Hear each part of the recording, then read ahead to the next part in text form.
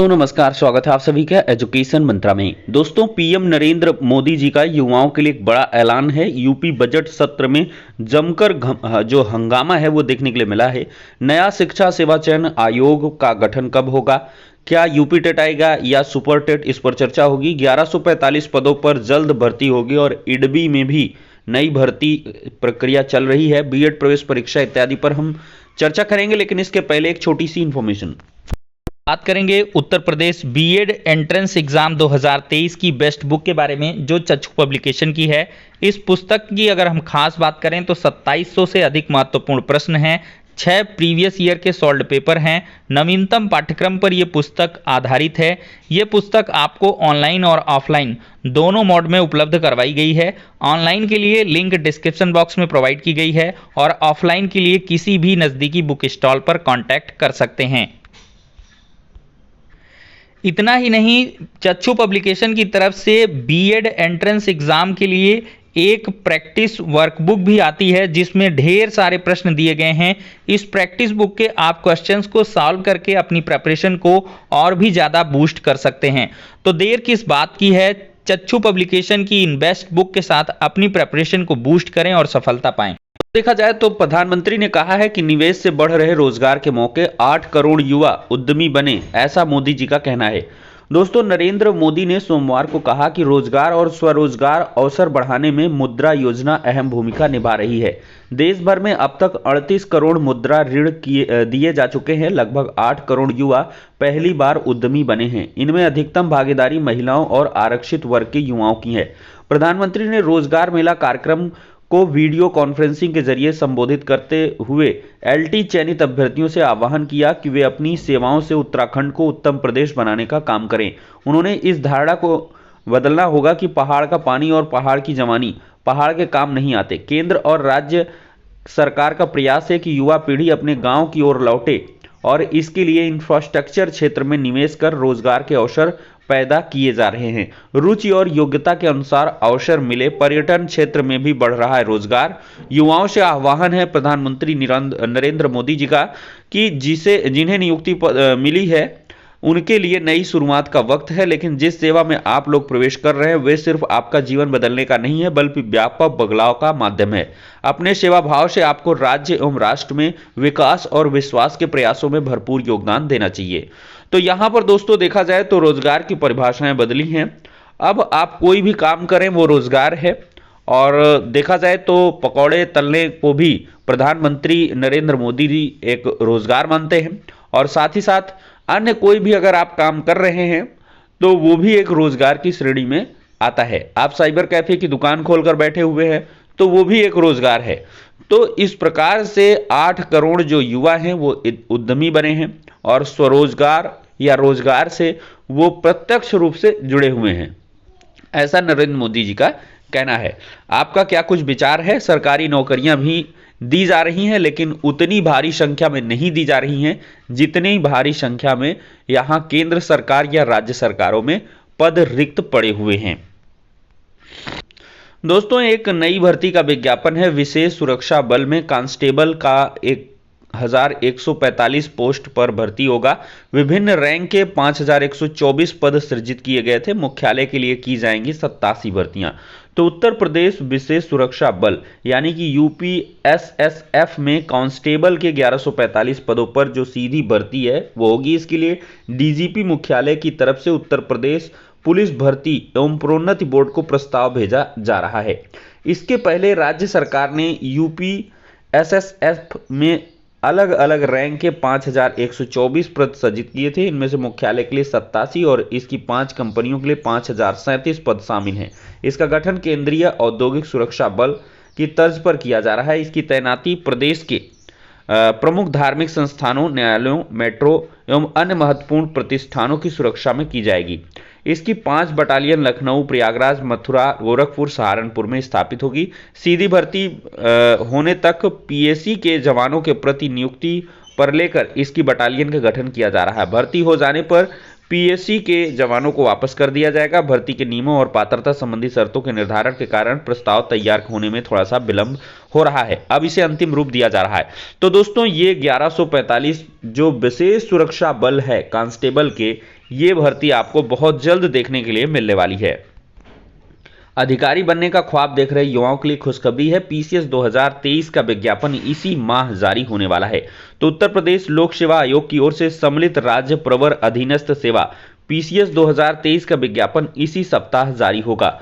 आयोग को एसडीएम और डिप्टी एसपी के पद रिक्त मिल चुके हैं। इसके लिए विज्ञापन जारी करने की तैयारी है। आयोग को दिसंबर के अंत तक विभिन्न विभागों से पीसीएस के 93 पदों की सूचना मिल चुकी थी, लेकिन एसडीएम और डिप्टी एसपी के पद नहीं मिलने के कारण ही विज्ञापन जारी नहीं हो पा रहा था। तो अब इसी हफ्ते दोस्तों आपका पीसीएस 2023 का जो नोटिफिकेशन है वो जारी हो जाएगा।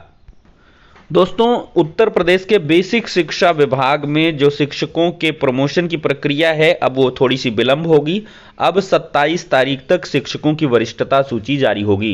तो परिषदीय प्राथमिक स्कूलों के शिक्षकों की सालों बाद होने जा रही पदोन्नति के लिए जिला स्तर पर अनंतिम वरिष्ठता सूची जारी करने की अंतिम तिथि 27 फरवरी तक बढ़ा दी गई है। इस संबंध में सचिव बेसिक शिक्षा परिषद प्रताप बघेल ने 19 फरवरी को सभी जिला बेसिक शिक्षा अधिकारी को पत्र लिखा। हालांकि अभी साफ किया है पदोन्नति की समस्त कार्रवाई 31 जनवरी को आदेश के अनुसार 30 अप्रैल तक पूरी की जाएगी।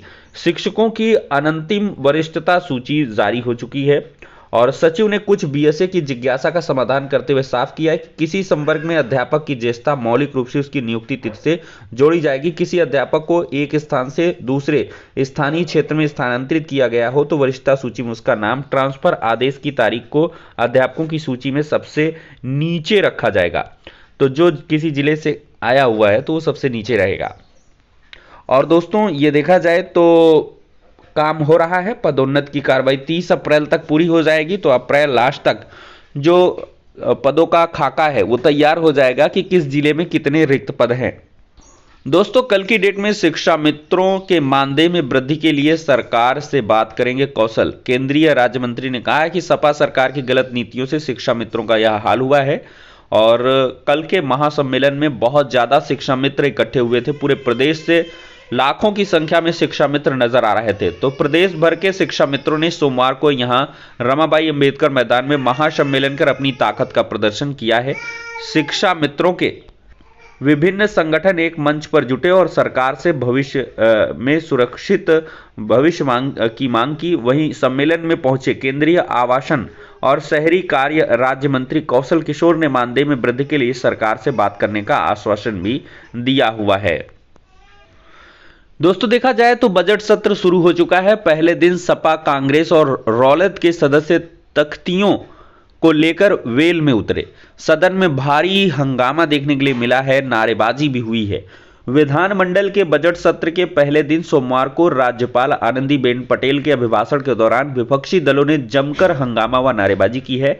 राज्यपाल ने जैसे ही अभिभाषण शुरू किया सपा रालोद व कांग्रेस के सदस्य अपनी सीटों से उठकर नारेबाजी करने लगे। सपा सदस्य वेल में उतर आए और राज्यपाल के पूरे 1 घंटे 1 मिनट के अभिभाषण के दौरान लगातार नारेबाजी और हो हल्ला करते हुए नौबत यह रही कि अभिभाषण स्पष्ट रूप से सुना तक नहीं जा सका। सभी वर्गों के लिए काम कर रही सरकार, ऐसा राज्यपाल का कहना है। अभिभाषण में कोई सच्चाई नहीं है, इसके लिए इसका सदन में विरोध जरूरी था। अगर यूपी में सपा सरकार बनी होती तो अब तक जातिगत जनगणना हो गई होती, ऐसा अखिलेश यादव नेता विपक्ष कहते हैं। सदन रोकना लोकतंत्र के हित में नहीं है, ऐसा योगी जी ने कहा है। सीएम योगी आदित्यनाथ ने कहा है कि सदन में हंगामा न विधायिका हित में है और न ही जनता के। उन्होंने कहा है कि सत्ता पक्ष जनहित से जुड़े मुद्दों पर जवाब देने से भाग नहीं सकता, लेकिन सदन की कार्रवाई को बाधित करना किसी के हित में नहीं है। विपक्ष को अपने मुद्दे को सदन में शालीनता से प्रभावी शब्दावली के साथ उठाना चाहिए। सरकार लोकतंत्र, जनता व विधायिका के हित में किसी भी मुद्दे पर सारगर्भित चर्चा करना चाहती है। तो कुल मिला के इस प्रकार का मामला पहले दिन देखने के लिए मिला है। यह हंगामा और भी बढ़ेगा क्योंकि बेरोजगारी, महंगाई जैसे मुद्दों पर विपक्ष जमकर हंगामा बोलने के लिए तैयारी कर चुका है। दोस्तों इसी बजट सत्र में नए शिक्षा सेवा चयन आयोग के गठन को लेकर जो मंजूरी है वो दिए जाने की तैयारी हो चुकी है और आधिकारिक चर्चा के दरमियान ये चीजें पता नजर आई हैं कि नया शिक्षा सेवा चयन आयोग जो है मार्च में पूरी तरीके से बनकर तैयार हो जाएगा और अप्रैल से ये काम भी करने लगेगा। और दोस्तों अप्रैल में विभाग की तैयारी है कि यूपी टेट 2023 का नोटिफिकेशन जारी किया जाए और इसका जो एग्जाम है वो जुलाई और अगस्त में कराने की तैयारियां हैं। दोस्तों ये कुल मिला के ऑफिशियल तो नहीं कह सकते हैं, लेकिन अनऑफिशियल है, लेकिन ऑथेंटिक है कि जुलाई अगस्त में विभाग चाह रहा है कि यूपी टेट का जो हम एग्जाम है वो उसको करवाएं, यूपी टेट 2023, और अप्रैल लास्ट तक जो विज्ञापन है यूपी टेट का वो देने की तैयारी है। चूंकि दोस्तों यहां पर बीएड बनाम बीटीसी का जो सुप्रीम कोर्ट का ऑर्डर है वो भी आ जाएगा इस दरमियान, अप्रैल लास्ट तक वो आ ही जाएगा। और इसके बाद जो भर्ती है सुपर टेट का विज्ञापन वो विभाग देना चाह रहा है कि जुलाई अगस्त के बाद नई शिक्षक भर्ती पर काम होगा और इसका विज्ञापन वही सितंबर अक्टूबर तक जारी करके नवंबर दिसंबर और 2024 का इलेक्शन आप सब समझते ही हैं। तो कुल मिलाकर ये प्रोजेक्ट है, अब देखते हैं यहां पर क्या कुछ होने वाला है। दोस्तों चलिए बढ़ते हैं अगली अपडेट की तरफ। दोस्तों अगर बीएड प्रवेश परीक्षा 2023 का आप फॉर्म भर रहे हैं तो फॉर्म भर लें, लेकिन आप लोग ये जाति प्रमाण पत्र के प्रारूप दिए गए हैं, ये देख सकते हैं यहाँ पर जैसे दिया गया है विधवा तलाक सुविधा स्त्री के लिए प्रमाण पत्र, और साथ ही साथ यहाँ पर नीचे दिया गया है प्रतिरक्षा कर्मी और उसके पुत्र पुत्री पत्नी के लिए प्रमाण पत्र, और साथ ही साथ स्वतंत्रता संग्राम सेनानियों के आश्रितों से संबंधित प्रमाण पत्र, और ईडब्ल्यूएस का सर्टिफिकेट भी है, पुलिस ये होमगार्ड ये विभाग का प्रमाण पत्र। और साथ ही साथ देखा जाए तो यहाँ पर केवल उन अभ्यर्थियों के लिए जो उत्तर प्रदेश के मूल निवासी नहीं हैं उनके लिए ये प्रमाण पत्र, और साथ ही साथ देखा जाए तो यह प्रमाण पत्र उस जिले के अधिकारी द्वारा प्रमाणित किया जाना आवश्यक है जिस जिले से अभ्यर्थी के माता पिता निवासी हैं। तो ये सब चीज़ें आप पहले से तैयार कर लें, चूंकि इसकी जो ज़रूरत है सामान्य निवास प्रमाण पत्र ये सब आपके पास सामान्य निवास और जाति ये, और ईडब्ल्यूएस का जो लाभ ले रहे हैं इकोनॉमिकल वीकर सेक्शन का, तो वो लोग सब बनवा लें, चूंकि फिर जो है दिक्कत होगी आपको बाद में, क्योंकि इसमें ऐसी चीज़ तो नहीं है कि इसके पहले, लेकिन काउंसलिंग के वक्त ये सारे पत्राजात आपके पास होने चाहिए। दोस्तों ईडबी में 600 पदों पर जो असिस्टेंट मैनेजर के पदों पर विज्ञापन है वो निकला हुआ है। न्यूनतम आयु 21 है, अधिकतम 30 है। 1 जनवरी 2023 के अनुसार आयु की गणना होगी। उम्मीदवारों के पास ग्रेजुएशन और कार्य में अनुभव होना चाहिए। ऑफिशियल नोटिफिकेशन को आप ज़्यादा जानकारी के लिए देख सकते हो। और यहाँ पर ऑनलाइन परीक्षा होगी, सभी प्रश्न बहुविकल्पी होंगे। 200 अंक की ये परीक्षा होगी, ऑनलाइन एग्जाम होगा। अप्रैल 2023 में ये एग्जाम हो जाएगा। और idbibank.in ये और 1000 रुपये आवेदन शुल्क यहाँ पे रखी गई है। खुशखबरी है इनटू द सेमीफाइनल। तो 56 गेंद पर 87 रन बनाए हैं स्मृति मंधाना ने, और 3 छक्के 9 चौके लगाकर मंधाना ने अपनी इनिंग में बेहतरीन प्रदर्शन किया हुआ है। तो इंडिया ने आयरलैंड को डकवर्थ लुइस मैदान से मेथड से 5 रन से हराया है, और स्मृति मंधाना ने खेली है करियर की सर्वश्रेष्ठ पारी, लेकिन शतक से चूक गई हैं। इंग्लैंड की टीम पहले ही सेमीफाइनल में बैठी हुई है, तो सेमीफाइनल में भारत और इंग्लैंड का मुकाबला होगा। ये बात हो रही है महिला T20 विश्व कप की। तो फिलहाल के लिए दोस्तों ये हो गया आज का वीडियो। पसंद आया हो तो लाइक एंड शेयर करें। नेक्स्ट वीडियो में मिलते हैं।